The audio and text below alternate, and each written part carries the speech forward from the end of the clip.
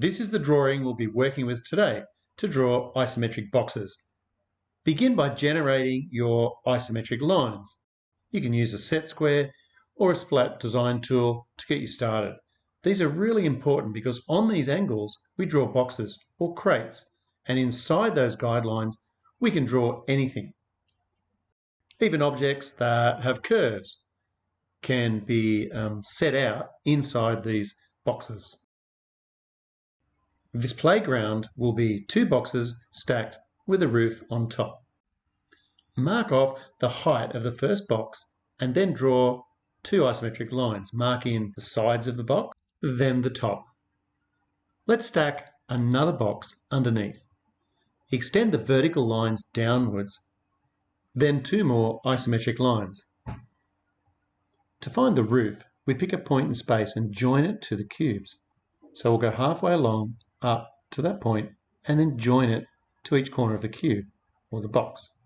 Same thing at the back. Let's repeat. Find the point, join it to the box, then join the two triangles.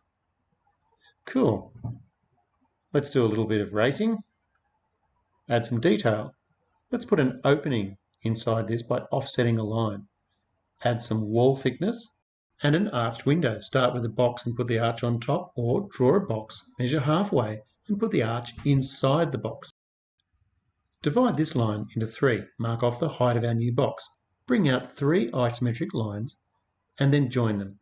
Complete the box and have a go at drawing another one on the left side. Three isometric lines towards you. Join. Complete the box. Divide this roof line by 4 and draw 3 isometric lines. Then add a little bit of roof detail. Nice. Here's some little footholds. What your design will look like.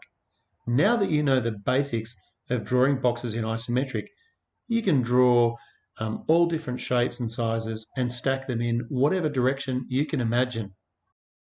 This darker outline really helps the drawing stand out on the page. Here's a speed up drawing using the Splat 3D design tool to sketch up a quick isometric drawing. Can you guess what it is I'm making up? Now that we have a design, we need to engineer lots of aspects.